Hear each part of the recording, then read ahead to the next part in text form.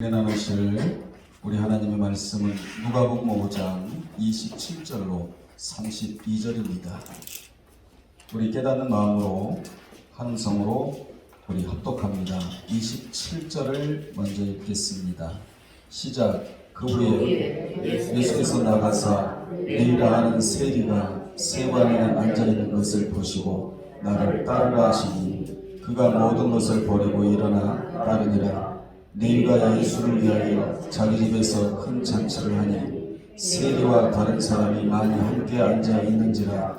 바리새인과 그들의 서기관들이 그 제자들을 비방하여 이르되 너희가 어찌하여 세리와 죄인과 함께 먹고 마시느냐.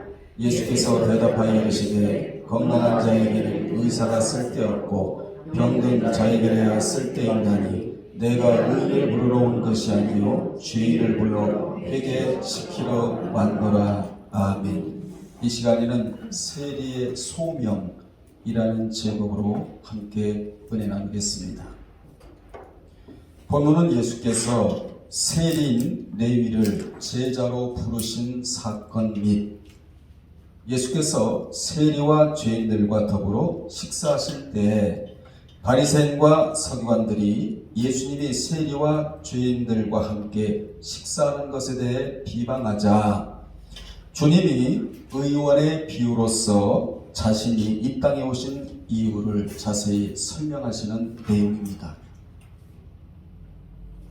여기 세리인 레위는 주님을 만나고 난 후에 마태라는 이름으로 불려지게 됩니다. 그래서 마태복음을 기록하는 저자가 되는 것입니다. 우리도 주님을 만났기에 집사님, 권사님, 전도사님, 강도사님, 목사님 입으로 불려지게 되는 것입니다. 이 직분은 그 직분에 맞게 감당하는 자에게는 참으로 소중하고도 귀하고도 복받은 직분이라 할 수 있겠습니다. 사람이 준 것 같지만 사람이 준 것이 아니라 하나님께서 내려주신 직분이기 때문에 소중하고 귀하고 그리고 잘 감당하는 자에게는 하나님의 은혜와 평강과 물질의 복이 하늘에서 땅으로 내려오게 되는 것입니다. 감당하면 직분과 함께 귀한 존재가 되는 거예요. 감당하지 아니하면 그게 짐이 되고 말이에요. 레위는 예수님의 사도로 부름받기 전까지는 세관에 앉아 백성들로부터 세금을 걷어들이던 존경받지 못한 그런 자였습니다. 그런데 주님이 그에게 맡기실 일이 있기에 그를 보시고 소명자로 부르셨다는 것입니다. 먼저 그를 보시고 그리고 난 이후에 소명자로 부르셨다는 것입니다. 우리도 지상에서 할 일이 있기 때문에 주님이 부르신 자들이 있다. 한 분 한 분은 어떤 자들이냐? 할 일이 있기 때문에 지상에서 주님이 나를 소명자로 부르셨다는 것입니다. 그 할 일이 무엇인가를 성경에서 자세하게 밝혀놓고 있기에 우리는 부지런히 성경에서 찾아 그 일들을 각자가 해야 한다는 것입니다. 그러므로 성경은 내 인생과 내 소명과 내 사명의 답이라는 거예요. 답. 여러분 경영학 용어에 이런 말이 있습니다. 현장에 답이 있다. 이런 말을 해요. 경영자들, CEO들이 주로 하는 말이 탁상에서만 앉아서 답이 아니라 현장에 나가서 직접 그 현장을 두루두루 봐야만이 답이 있다. 이런 말을 하듯이 우리의 모든 답은 어디 있느냐? 성경에 있다는 것을 여러분 먼저 기억하시기를 바랍니다. 우리는 그 성경이 재산 목록 1호예요. 왜냐하면 그 성경 안에는 주님이 계시기 때문이라는 것입니다. 성경 안에는 주님이 계세요. 그래서 그 성경을 소중히 여기는 자는 답이 없는 인생이 아니라 답이 있는 인생을 살아갈 수 있다는 것입니다. 여러분 오늘날 많은 사람들이 답을 모르고 세상을 살아가요. 그러니 얼마나 힘든 삶을 살아갑니까? 그런데 우리에게는 뭐가 있다? 답이 있다. 그 답이 어디 있다? 성경 안에 있다. 그 안에 뭐가 있다? 주님이 계신다는 것이지요. 그래서 성경을 가까이 하는 분들이 될 때에 성경과 가까워지면 주님과 가까워지고 성경과 멀어지면 세상과 가까워지는데 세상과 가까워지면 어떻게 되겠습니까? 답을 찾아낼 길이 없는 겁니다. 여러분 지금까지 세상을 이 험악한 세상을 살아보셨잖아요. 답이 세상에 있던가요? 절대 답은 세상에 없습니다. 성경 안에 답이 있다. 그러므로 우리는 성경과 가까워져야 됩니다. 성경과 가까워지면 곧 하나님과 가까워지는 것인데 성경과 눈이 멀어지는 순간부터 하나님의 눈과 멀어져요. 여러분의 눈은 보통 눈이 아니라 천국을 바라보고 진리를 보고 하나님을 볼 수 있는 미래를 볼 수 있는 눈이므로 이 눈이 하나님의 눈과 가까워져야 된다는 것입니다. 그런데 성경과 멀어지면 하나님과 먼저 뭐가 멀어진다? 눈이 멀어져요. 눈이 멀어지면 마음이 멀어지고 마음이 멀어지면 생각이 멀어지며 그러면 허망한 생각에 사로잡혀 결국 세상과 가까워진 세상 사람이 되고 마는 것입니다. 그러면 답이 없는 인생을 살아갈 수밖에 없다는 것이지요. 그러면 예수님이 레위를 어느 때 부르셨는가? 당시 가버나움을 선교의 거점으로 삼았던 예수님은 레위가 일하던 세관 곁을 여러 번 지나 다니셨는데 그때마다 레위를 주의 깊게 살펴보셨다는 것입니다. 그래서 인생은 어느 때든지 변함이 없어야 한다는 것이에요. 믿음은 변질이 없어야 되고 사람도 이랬다 저랬다 아침에는 밝았다가 저녁엔 어두웠다 이런 사람은 하나님이 절대로 쓰실 수가 없어요. 당시 사람들은 그를 겉으로는 공경하는 체 하면서도 속으로는 경멸하고 있었습니다. 누구를요? 레위. 누구를? 마태. 나중에 마태가 돼요. 세리. 왜냐하면 왜 그렇게 그를 경멸했느냐 하면 당시 유대 나라는 로마의 속국이었으므로 자국에서 세금을 걷어 어디에 바치죠? 그렇죠. 로마에 바치고 그 녹을 먹고 살았기 때문에 매국노야. 저 세리는 매국노야. 이렇게 매국노라고 치부되던 자들이 바로 세리였습니다. 예수께서는 그가 비록 사람들로부터 경멸의 대상이 되는 세리의 직업을 가졌지만 그 마음은 진실하며 하나님 나라를 기다리는 자였음을 여러 번에 걸쳐 파악을 하셨다는 것입니다. 사람들은 그를 외모와 세리라는 직업으로만 보았지만 주님은 그의 마음에 뭘 보셨다? 중심을 꿰뚫어 보셨다는 거예요. 여러분 믿는 자에게 있어서 이 마음의 문제는 그 무엇보다도 중요합니다. 왜 그렇습니까? 주님과 연락하는 데 있어서 마음으로 연락을 하게 되거든요. 그래서 성경에 보면 다윗과 요나단의 마음이 서로 뭐했더라? 연락이 되었더라. 이 마음의 중심의 문제가 굉장히 중요한데 이 문제가 중요하기 때문에 사무엘상 16장 7절에 보면 그러니까 지금 세리의 마음과 또 사무엘상 16장 7절에 나오는 말씀과 매칭이 되는 겁니다. 이 말씀이 생각나게 하는데 거기에 보면 사무엘은 이새에 맏아들이며 인물이 훌륭하고 키가 크고 외모가 아주 잘생긴 엘리압이 여호와의 기름 부음을 받을 자인 줄 알고 기름을 부으려고 하자 여호와께서는 사무엘에게 이렇게 말씀하세요. 사무엘아 너는 말이야 그 용모와 신장을 보지 마라. 내가 그를 이미 버렸어. 이 버렸다는 말이 충격적인 말로 성경에 들어옵니다. 폐기 처분당했다 그 말이에요. 누구도 사울도 마찬가지고 이렇게 하나님이 용모를 보지 마라. 신장을 보지 말아라. 외모를 보지 말아라. 잘생긴 것을 보지 말아라. 내가 엘리압을 이미 버렸다. 이렇게 말씀하셨는데 당시 사람들은 그의 외모를 보고 평가했지만 하나님은 속사람을 보신다는 것입니다. 사람은 외모가 잘생기면 훌륭하게 보이고 큰 일을 해낼 수 있을 것 같이 생각을 해요. 그러나 그런 사람은 오히려 외모 때문에 교만하기 쉽습니다. 하나님은 인간의 외모에 표준을 두시지를 않으세요. 어디에 표준을 두신다? 마음의 중심에 표준을 두신 분이 하나님이시다. 사도행전 13장 22절에도 내가 이새의 아들 다윗을 만나니, 요 만나니라는 단어가 휴리스코, 따라합시다. 휴리스코. 여기서 나오는 영어가 인터뷰라는 영어입니다.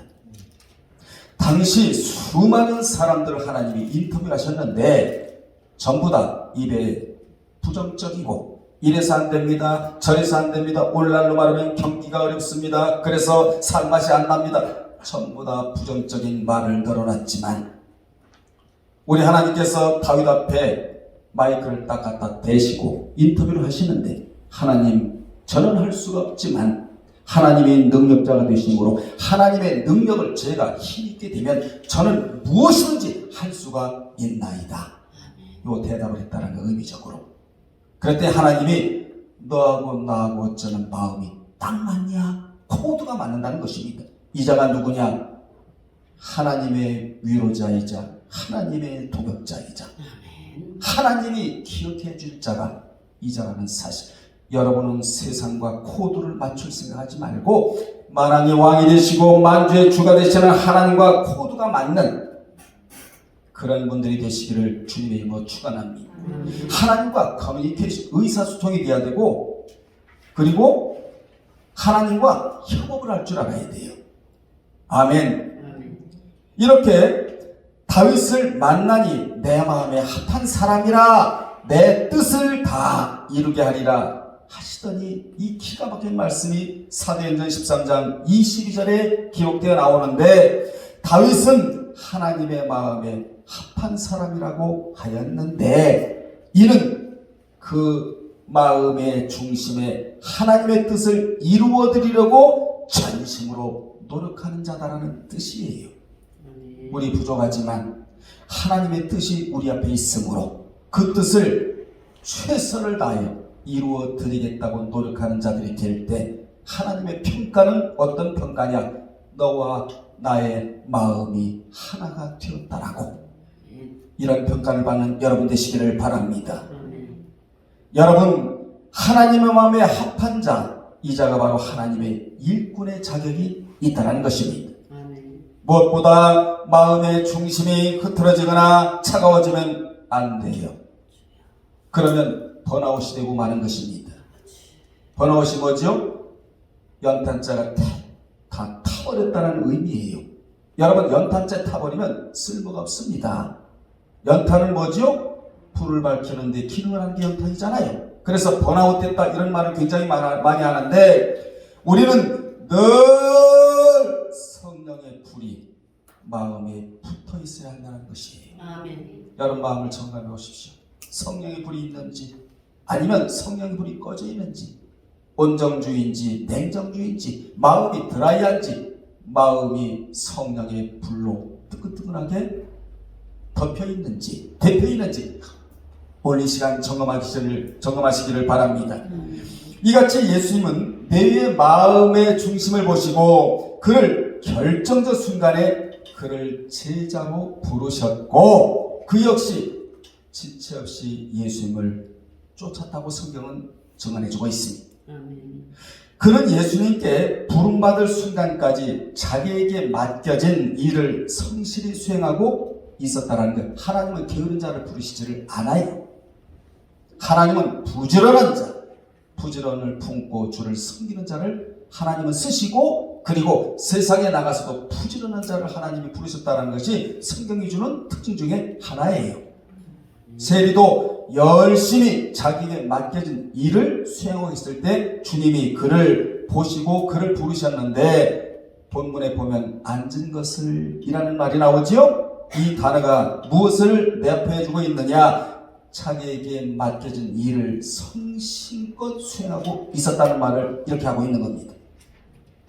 이같이 레위는 동서로 도로가 이어지는 교통 요충지였던 가버나움에 설치된 세관에서 열심히 일하면서 도로세와 그리고 교통세 및 관세를 주로 징수하는 세리였기에 경제적으로는 부유했으나 자국민으로부터 매국나라는 손가락질을 당하게 되었다는 것입니다.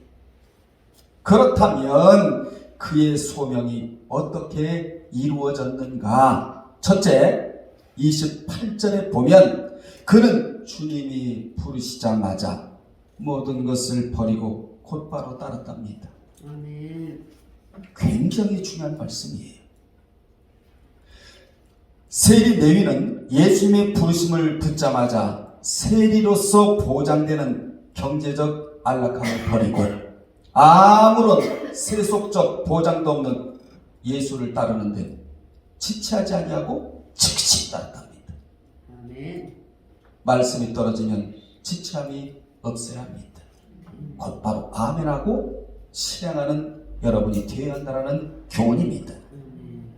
이렇게 예수를 즉시 따랐는데 이러한 사실은 예수께서 미리 간파하신 대로 그가 하나님의 나라를 소망하는 자였으며 영적 가치를 위해 육적 안락함을 버릴 수 있는 결단력을 갖춘 자라는 것을 우리로 하여금 알게 합니다. 사실 육신적으로 생각하면 나를 따르라, 나를 따르라 이 말은 예수님의 말씀이 아무리 권세 있는 것이라 해도 말씀을 듣는 자가 결단력이 없으며 사전에 마음에 준비되어 있지 않으면 모든 것을 버리면서까지 즉시 따를 수는 없는 것입니다. 이같이 세리는 예수께서 자신을 부르실 때에 생업 및 가진 바 모든 것을 미련 없이 남겨두고 예수를 따라 떠났다고 28절에 기록을 하고 있는 겁니다. 여기서 중요한 교훈은 여러분이 앞으로 천국 갈 때에는 아무것도 가지고 가지 못한다는 교훈이에요. 돈도 못 가지고 갑니다. 명예도 못 가지고 가요. 아무리 몇백만 원짜리 옷을 입었다 할지라도 그 옷을 가지고 가는 것은 아니에요. 그런데 천국에 갈 때 가지고 갈 수 있는 것이 단 하나 있다고 어디에 기록을 하고 있느냐면 시편 119편 56절에 천국에 가지고 갈 소유 장만거리가 딱 하나 있대요. 그게 뭐냐? 하나님의 생명의 말씀을 지킨 법, 이것만 가지고 천국에 갈 수 있다라고 성경은 말씀해주고 있는 겁니다. 아멘. 이것이 천국에 갈 때 소유 장만거리이다. 그게 뭐라고요? 하나님의 말씀을 지킨 것, 이것만 가지고 간다는 거예요. 아멘. 이것이 천국 가면 기업으로 바뀌는 겁니다. 영원히 썩지 않을 멸관으로 바뀌게 되는 것입니다. 그러므로 현재 지키고 있는 것은 준비되는 것이고, 잘 들으셔야 됩니다. 과거에 지킨 것은 내 소유가 장만된 것이며, 여러분도 그동안 말씀을 많이 지키셨죠? 이것은 천국에 가지고 갈 수 있는 소유 장만거리가 이미 준비된 것이고, 그리고 미래에 지킬 것은 소유가 준비되어질 것이다. 아멘. 여러분이 지금까지 천국의 소유 장만거리를 얼마나 많이 만들어 놓았습니까? 어떨 때 저는 갑자기 이런 생각이 듭니다.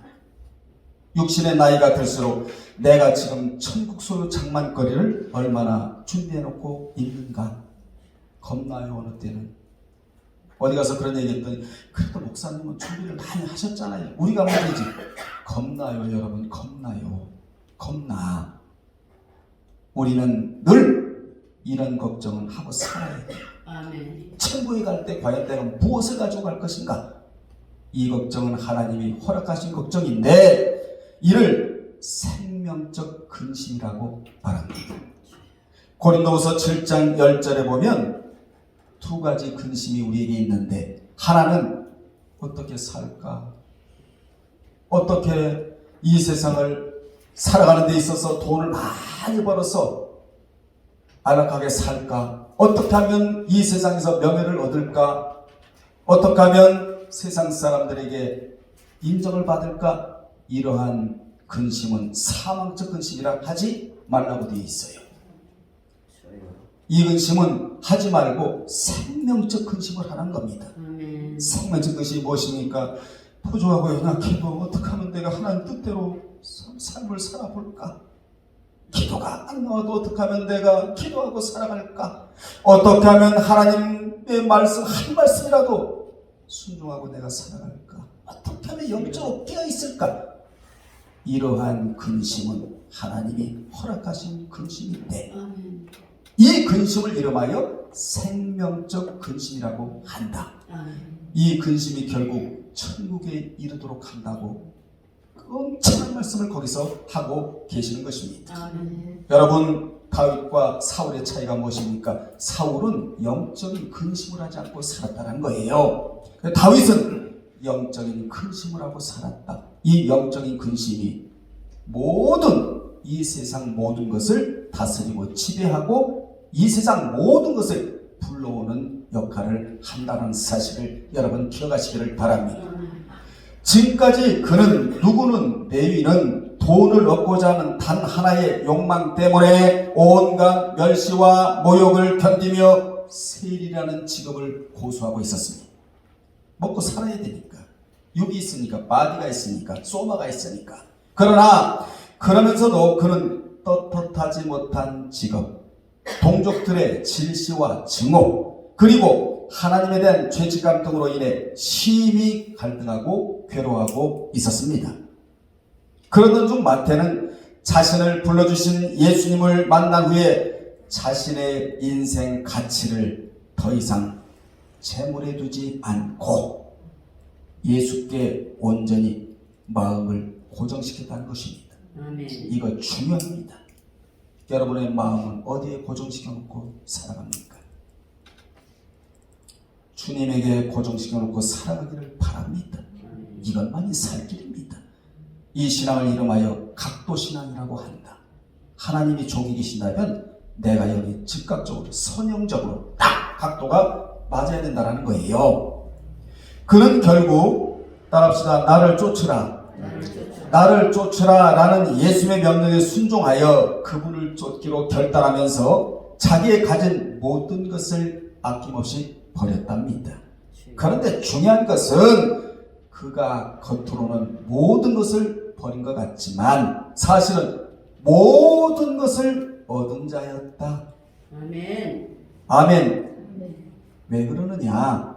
여기에 대한 답이 학개서 2장 7절로 8절에 나오는데 성경에 뭐가 있다고 제가 말씀드렸죠? 답이 있다. 답이 있다. 답이 거기 나오는데 거기 보면 주님은 만국의 보배시래요. 여러분은 이 보배를 안고 살아가는 자들입니다. 아멘. 구약에서 예수 그리스도를 만국의 보배라고 그렇게 표현하고 있는데 주님은 만국의 보배이시고 그분에게는 뭐가 있다? 은도 있고 금도 있으며 또 뭐까지 있다? 추가적인 품목으로 평강까지 있다고 아멘. 9절에서 말해주고 있어요. 여러분, 주님은 만국의 보배가 되시고 그분에게는 은도 있고 그분에게는 금도 있고 그분에게는 돈도 있고 치유도 있고 명예도 있고 권세도 있고 지혜도 있고 명철도 있고 능력도 있고 없는 것이 없다. 그 중에서 제일 귀한 평강이 그분에게 있다. 아멘. 그러므로 주님이 부르실 때는 언제나 영육간에 책임을 지시려고 부르신다는 사실입니다. 아멘. 주님이 여러분을 부르셨죠. 아멘. 왜 부르셨느냐? 영육간에 책임을 지시려고 부르셨다는 거예요. 아멘. 이걸 소명이라고 말합니다. 아멘. 그래서 그분을 진정으로 따르고 그분을 소유하면 만사가 형통하고 만물이 내 것이 되는 거예요. 아멘. 아멘. 만물이 다 내 것이 된다 이 말이에요. 아멘. 저 위에 보면 큰 산이 있잖아요. 마음껏 달려있어요. 그것이 내 집의 뭐다? 정원이다. 나는 가끔 소래산에 올라갈 때 하나님이 이런 멋진 정원을 나에게 주셔서 내 것이라 해서 누가 뭐라는 사람 없어요. 내 정원이야 그게. 여러분 주변에 내 정원이 얼마나 많은지 이걸 누려야 된다 이 말이야. 아멘. 아멘. 솔직히 우리가 지상에 살면서 이 재물을 소유할 수 있는 그런 자유가 주어졌기 때문에 내 거다 그러지만 여러분 전부 누구 거예요? 하나님 거야. 나는 그 비행기 타고 가다가 밑을 내다 보면요, 저 밑에서 얼마나 사람들이 찢고 볶고 내 거다, 전부 내 것으로 뭐 정해놔야 된다, 뭐 땅 한 편이라도 더 넓히려고 한 편이라도 더 벌려고 그러고 살아갈 게 아니겠어요? 근데 하늘에서 밑에 보면요, 아무리 큰 여기 롯데 타워 그것도요 점 하나로 보이는 거야. 점 하나로. 여러분 누구세요? 지나갈 때 산이 보이면 저 내 뭐다? 정원이야. 하나님이 나를 위해서 아름답게 꾸며놓으신 정원이야. 그렇게 누리면 되는 거예요. 여러분 주님을 진정으로 따르고 그분을 소유하면 그때부터 우리 하나님이 공급의 하나님으로 바뀌어요. 아멘. 이를 시편 146편 7절에 하나님은 줄인 자에게, 여기 줄인 자는 먹을 것이 없어서 배가 고프다 이런 의미보다는 영적으로 살려고 진리에 대한 목마름이 있는 자에게 먹을 것을 주신다고 하셔서 공급의 하나님을 우리로 하여금 알게 하셨습니다.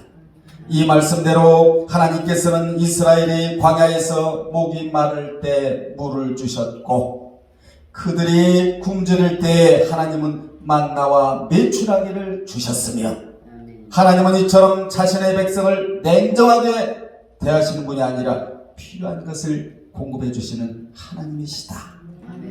다만 우리가 풍성한 것을 받을 수 있는 그릇 준비가 되었느냐 안 되느냐 이 문제가 우리에게 있다는 것입니다. 여러분은 주님을 따르시고 그분을 소유하시고 특히 말씀을 소유하십시오. 이에 대한 답은 만사형통입니다. 아멘. 아멘. 두 번째, 레위는 예수님을 위하여 자기 집에서 큰 잔치를 베풀었다고 29절에서 말해주고 있는데 그는 주님을 만난 후 모든 것을 버리고 좌절하고 낭망하고 앉아있지 아니하고 도리어 일어나 주님을 위하여 자기 집에서 무슨 잔치를 벌였다고요? 큰 잔치를 벌였다고 29절에서 말해주고 있습니다.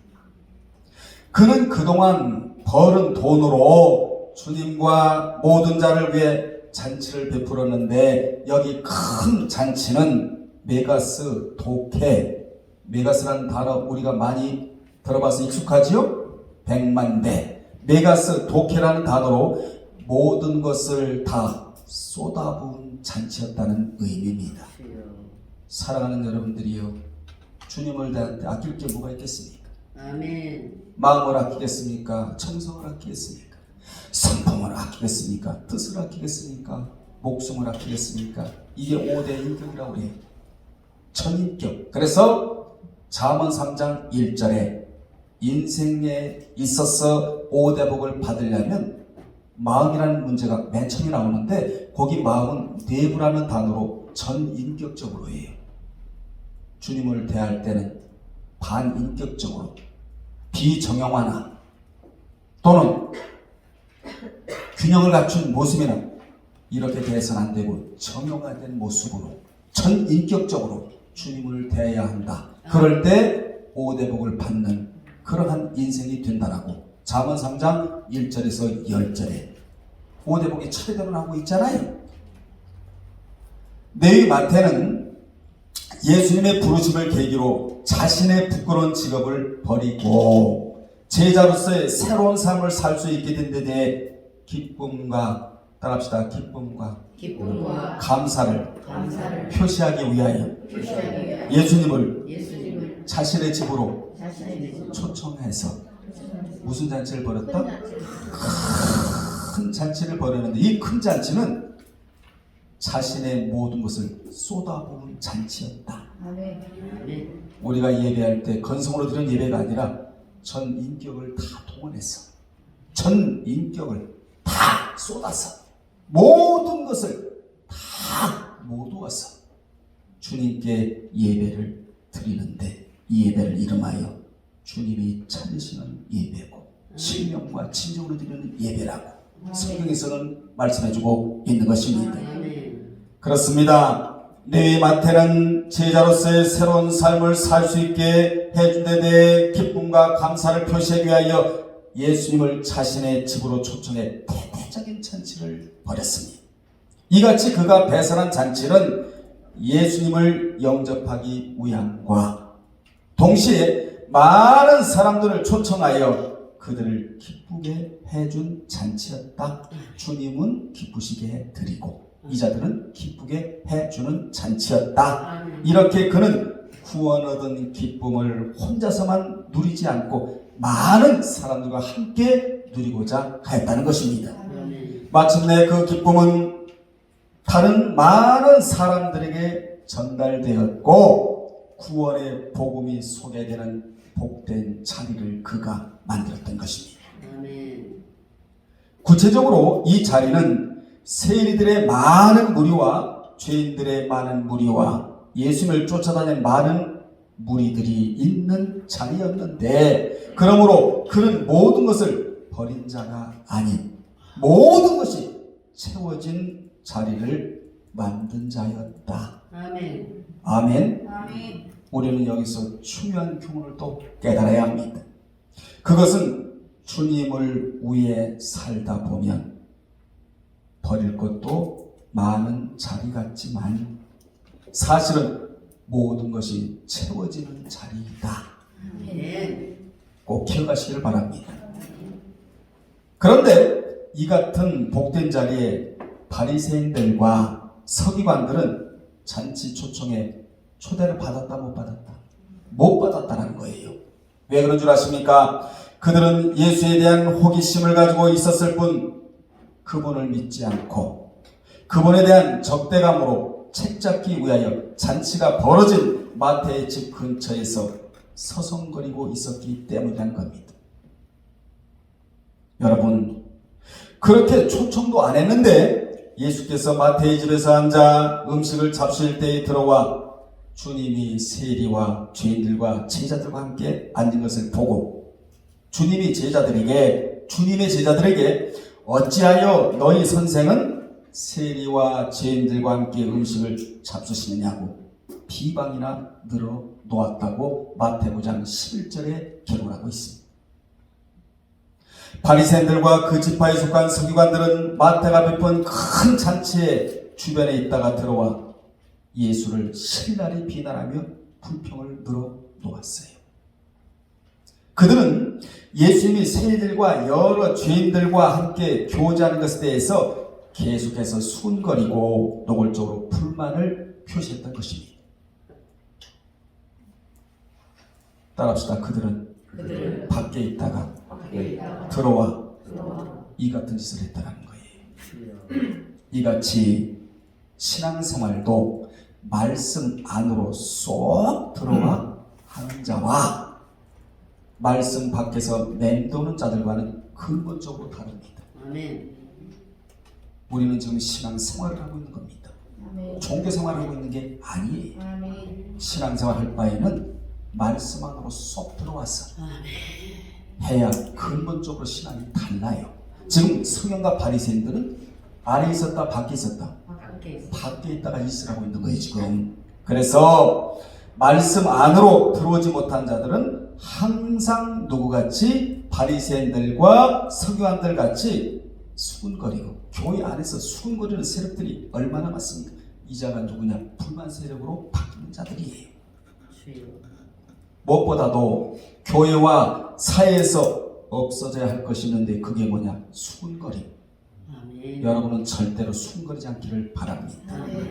교회가 건강하려면 이 수군거림이 없어야 한다. 여러분, 초신자가 교회에 들어와서 먼저 믿는 자들이 수군거리는 것을 먼저 보고 듣고 각인돼 버리면요, 믿음이 들어가지를 않아요. 정말 하나님을 잘 섬기는 모습을 보여줘야 기초 교육부터 참 그들이 받게 되는 것이지. 근데 초신자들이 교회 들어와서 신앙 성장을 가져오지 못하는 이유는 뭐냐? 기존 믿는 자들이 수군거리고 당이나 짓고 분쟁이나 하고 이러니까 믿음이 들어가지 않아요. 우리는 주님께로부터 좋은 모습을 본받은 자들입니다. 좋은 모습을 보여줘야지요. 그게 진정한 복음의 핵심이기도 하다. 아멘. 아멘. 아멘. 그렇다면 그들이 예수에 대해 비난한 이유가 무엇인가? 그것은 당시 유대 종교 지도자들은 그들이 죄인 취급하는 누구와? 세리와 그리고 죄인들과 식탁 교제를 심히 부정하고 있었어요. 이게 우월주의야. 이게 종교 편협주의야. 유대 우월주의. 여러분, 그래서 치욕적인 것으로 여겼단 말이에요. 그리고 율법을 어기는 것으로 여겼다고요. 그리고 잘 들으시고요. 주님이 대중의 인기를 받고 있어 그렇지 않아도 자기들의 질시의 대상인 예수님이 사회에서 소외받는 죄인들과 마음껏 식탁 교제를 하는 데 대한 당혹감도 그들에게 있었습니다. 그리고 그들이 가르친 뭐죠? 죄인들과 함께 식탁에서 함께 밥 먹으면 안 돼. 율법을 어긴 거야. 이렇게 가르쳐 놨는데 갑자기 예수라는 분이 오셔서 야, 다 와. 나는 죄인들도 얼마든지 상대할 수 있는 자야. 그 누구라도 나는 차등은 하지만 나는 차별하지 않는 자야. 다 와. 이렇게 식탁 교제를 하고 있는 것을 그들이 볼 때 자기들의 가르침에 대해서 전혀 먹혀 들어가지 않는 것을 알고 이렇게 비방을 하고 수군거렸다. 이 얘기예요. 아시겠죠? 예. 자, 주님은 세리들과 죄인들과 함께 식사하는 행위를 비난하는 서기관과 바리새인들 향하여 유명한 말씀이죠. 건강한 자에게는 의사가 쓸데가 없고 병든 자에게야 쓸데가 있다고 일침을 가십니다. 이 말씀이 오늘 본문의 핵심으로 등장하고 있다예요. 이 말씀을 하고 싶으신 거예요. 지금 주님이 의도가. 예수께서는 이 같은 비유를 통해 메시아이신 자신의 사역이 바로 스스로 죄인임을 인정하는 자들을 불러 회개시키러 온 것임을 분명히 밝히신 것입니다. 예수께서 말씀하시는 건강한 자란 우리 이 말씀을 잘못 써먹고 있어요.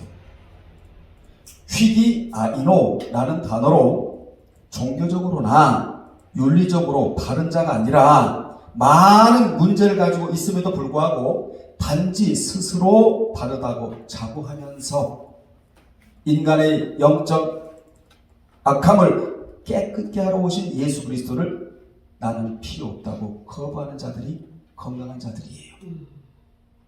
누굴 얘기하고 있는 거죠 지금? 서기관들과 바리새인들.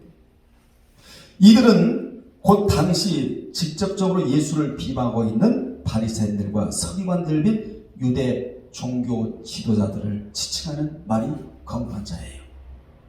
이해하셨죠?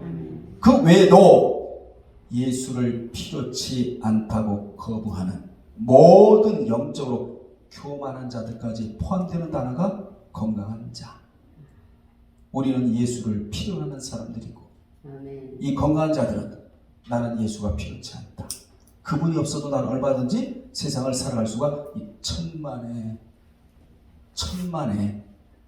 그분이 계시지 아니하면 우리는 살아갈 길이 없습니다. 아멘. 그래서 성경은 돌아와야 내가 만나 주리라. 기도해야 내가 응답해 주리라. 말씀에 순종하라 그래야 내가 복을 주리라. 성경 그렇게 구조적으로 그렇게 되어 있단 말이에요. 오늘날에도 예수를 받아들이지 않는 자들은 모두 다 나는 건강하다고 자부하는 자들입니다. 그런데 그분이 아니고는 건강할 자가 없다. 그분과 함께해야 영육간에 건강한 자가 되는 것입니다. 그리고 병든 자는 의원들이 필요한 육체적으로 병약하고 허약하고 뿐만 아니라 도덕적으로 악한 자를 의미하는 말이 병든 자예요. 이들은 바로 서기관들과 바리새인들이 정해놓은 종교적 기준에 도달하지 못하는 사람들로서 하나님 앞에서 진실로 구속주를 필요로 하여 자신의 죄에 대하여 가슴을 치는 모든 사람을 가리키는 말이에요. 그래서 여러분 교회 올 때는 나는 의인입니다 이렇게 와서는 안 돼요. 나는 죄인입니다. 죄인으로 와서 하나님의 말씀을 듣고 회개하고 나는 의인 돼서 나갑니다. 이럴 때 교회의 기능을 다하는 것이고 예배를 온전히 드렸다고 말하고 있는 거예요. 아멘. 여러분 모두 죄인이잖아요. 저도 아멘. 죄인이고. 아멘. 그래서 의인 대신 예수 그리스도를 필요로 할 수밖에 없다는 것입니다. 아멘. 아멘. 병든 자에게는 반드시 의원이 필요하듯이 우리가 필요한 분은 병을 들게 만드는 사탄이 아니라 우리 주 예수 그리스도이시다. 아멘. 성경을 보면요, 주의 뜻대로 살고자 하는 자는 하나님의 어떤 방법을 동원해서라도 건강하게 만들어 놓더라고요. 아멘. 여러분 지금 다 건강해지고 있잖아요, 그죠? 아멘. 아멘. 영육간에 참된 의원이신 예수님 바로 병든 자들 위해 과거에도 오셨고 지금도 오시며 당시 마태의 잔치에 초청되어 온 모든 죄인들도 그 중에 포함되는 자들이었다. 아멘. 그러므로 자신을 죄인으로 인정하며 예수님의 구원의 손길을 필요로 하는 자들은 예수께 선택받을 수 있지만 바리새인들과 누구처럼 서기관들처럼 계속해서 자신들의 의로움을 자랑하며 형식과 율법만을 잣대로 삼는 이들은 구원자 예수의 선택에서 제외된 자들이다. 아멘. 무슨 말씀이죠? 주님은 32절에서 이렇게 말씀합니다. 내가 의인을 부르러 온 것이 아니요 도리어 죄인을 불러 회개시키러 왔노라. 이 말씀을 하셨는데 31절에서는 예수께서 막연히 죄인들을 선택하신 것처럼 보이는데 32절을 통해서는 예수께서 그들을 선택하신 뭐가 나와요? 목적이 보다 암시적으로 언급이 되어 있어요. 31절은 제시라면 32절은 그 제시에 대한 설명. 자, 내가 의인을 부르러 온 것이 아니요 죄인을 불러 회개시키러 왔노라. 이 말씀의 의미는 자신의 무능함과 죄를 솔직히 인식하고 아멘. 통회하는 죄인들의 마음을 고쳐서 새롭게 만들겠다는 뜻입니다. 즉 리메이크 하시겠다는 뜻이에요. 이 시간 우리 모두 주님 고장난 부분을 고쳐주시옵소서. 아멘. 우리가 기도 제목을 내놓을 자리가 이 자리입니다. 아멘. 주님이 여러분을 향하여 내가 의인을 부르러 온 것이 아니고 죄인을 불러 회개시키러 왔노라 이렇게 주님이 여러분에게 지금 말씀하시는 이 시간이에요. 우리의 답은 뭡니까? 주님 고장난 부분을 고쳐주시옵소서. 아멘. 여러분 고장난 게 많죠. 고장난 시계 그대로 내버려두면 아무런 가치가 없듯이 고장난 시계는 고쳐서 차각차각 가게 만들어야 하듯이 지금 영육간의 고장난 부분이 솔직히 여러분에게 있지요. 어떤 사람은 물질이 고장나 있어요. 이 물질이 고장났다는 말은 무슨 말이냐? 전대가 뚫어졌다 그 말이에요. 그런데 우리 하나님은 내가 전대를 막을 수 있는 유일한 부위라고 성경에서 말씀해주고 있는 겁니다. 아멘. 많이 벌면 뭐래요? 전대가 뚫어져 버렸는데 하나님이 전대를 막아주셔야 됩니다. 아멘. 전대를 막아준다는 말은 불필요한 지출을 막아준다 그 얘기예요. 아멘. 고장난 것도 이게 바로 고장난 거예요. 물질도. 그래서 우리 주님은 영적인 수리공이시다. 아멘. 그분이 누구를 지었어요? 여러분을 지으시고 나를 지으셨기 때문에 고장난 부분을 그 누구보다도 너무나 잘하신다고. 여러분 현대차는 누가 더 잘 알아? 현대자동차가 잘 알아. 대우차는 잘 몰라. 왜냐? 현대에서 만들었기 때문에.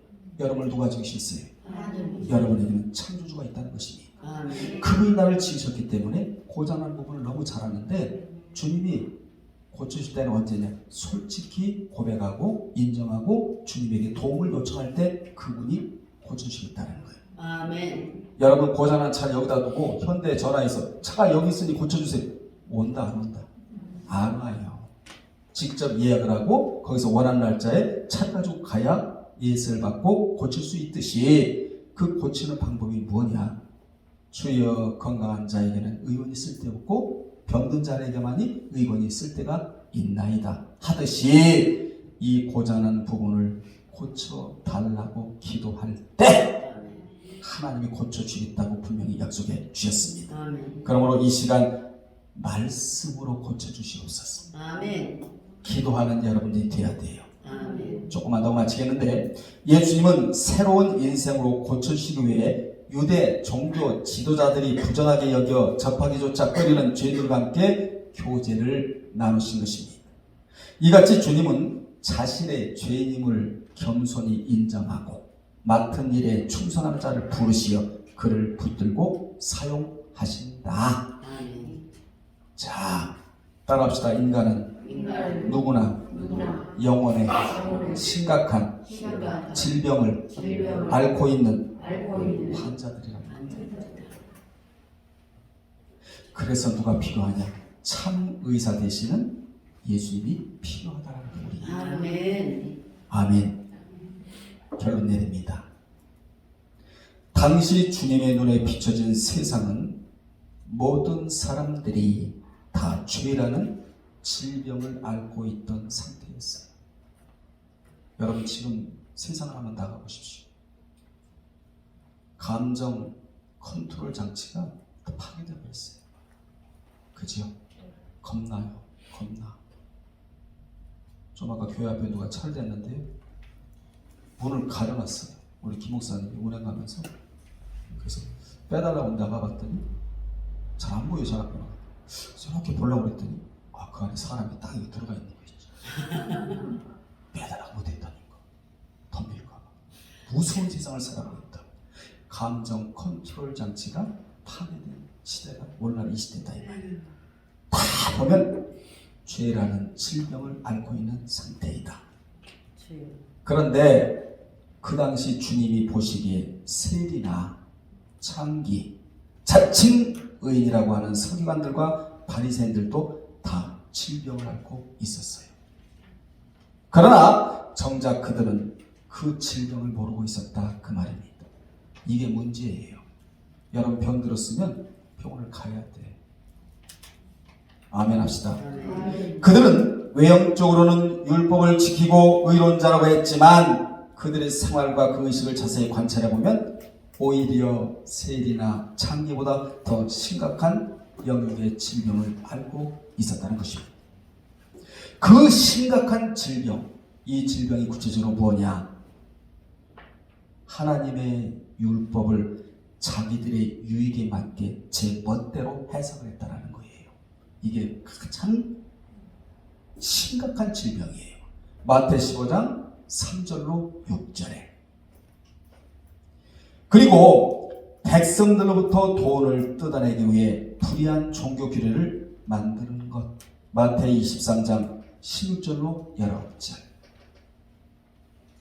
이게 할 일이에요, 여러분? 성도들의 주머니에 돈이나 뜯어낼 일이 이게 할 일이냐고. 이게 뭐라고요? 심각한 질병이다 이 말이에요. 뿐만 아니라 그들은 무엇보다도 회개라는 개념이 없는 생활을 했다는 것입니다. 회개를 잊고 살았다는 거예요. 여러분 교회 나올 때 맨 앞에 세울 것이 회개입니다. 아멘. 아멘. 맨 앞에 세우고 올 것이 기대가 뭐냐? 회개예요. 누가복음 18장 11절로 12절에 이런 말씀이 나오는데 또한 그들에게 회개의 개념이 사라지고 신앙생활을 잘 하려면 회개의 개념이 사라지지 말아야 되는 이게 사라졌다는 거예요. 그런데도 그들은 영혼의 중증 환자였음에도 불구하고 그 병을 모르고 있었다. 자, 말씀을 마치면서 그렇다면 혹시 여러분이 앓고 있는 질병이 뭐냐는 거예요. 오늘 우리는 고침 받을 수 있는 의원이 어디 계신다? 말씀에 계신다라는 거예요. 이게 우리에게 위안이 되는 거예요.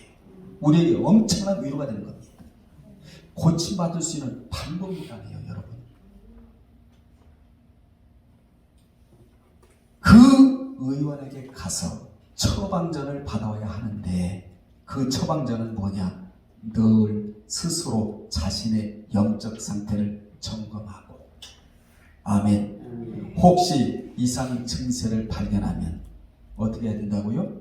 주님, 건강한 자에게는 의원이 쓸데없지만 병든 자에게라 쓸데가 있다고 하셨사오니 주여 저에게는 절대적인 주님 의사가 필요합니다.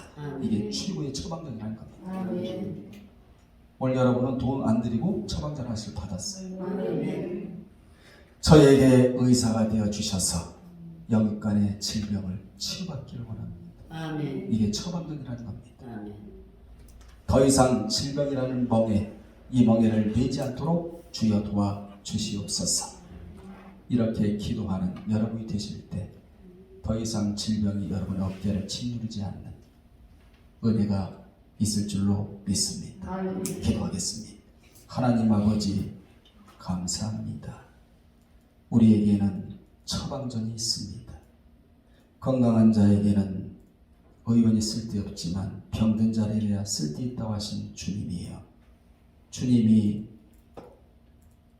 참 의원이 되셔서 우리의 질병을 치유해 줄 수 있는 분이기에 오늘 처방전을 하나씩 받아 돌아갑니다. 더 이상 질병이 우리 어깨를 짓누름이 없도록 주님이 축복해 주옵소서.